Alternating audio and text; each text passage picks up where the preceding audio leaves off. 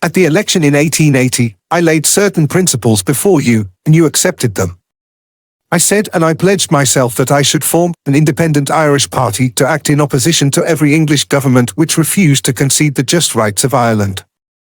And the longer time which is gone by since then, the more I am convinced that that is the true policy to pursue so far as parliamentary policy is concerned, and that it will be impossible for either or both of the English parties to contend for any long time against a determined band of Irishmen acting honestly upon these principles and backed by the Irish people. But we have not alone had that object in view. We have always been very careful not to fetter or control the people at home in any way, not to prevent them from doing anything by their own strength which it is possible for them to do. You have been encouraged to organize yourselves, to depend upon the rectitude of your cause for your justification, and to depend upon the determination which has helped Irishmen through many centuries to retain the name of Ireland and to retain her nationhood.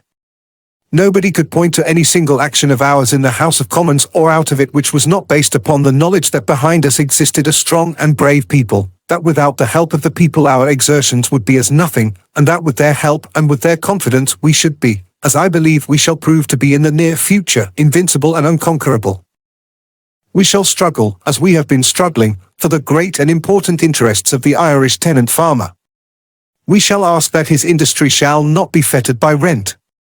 We shall ask also from the farmer in return that he shall do what in him lies to encourage the struggling manufacturers of Ireland, and that he shall not think it too great a sacrifice to be called upon when he wants anything, when he has to purchase anything, to consider how we may get it of Irish material and manufacture, even supposing he has to pay a little more for it.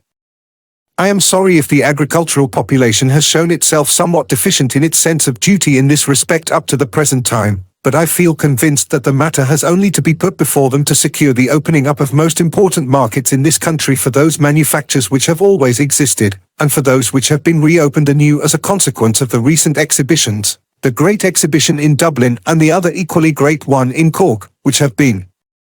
recently held. I do not know how this great question will be eventually settled. I do not know whether England will be wise in time and concede to constitutional arguments and methods the restitution of that which was stolen from us towards the close of the last century.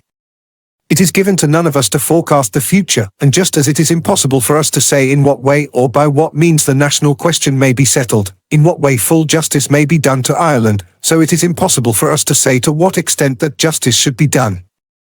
We cannot ask for less than restitution of Grattan's Parliament with its important privileges and wide and far-reaching constitution. We cannot under the British Constitution ask for more than the restitution of Grattan's Parliament, but no man has the right to fix the boundary to the march of a nation.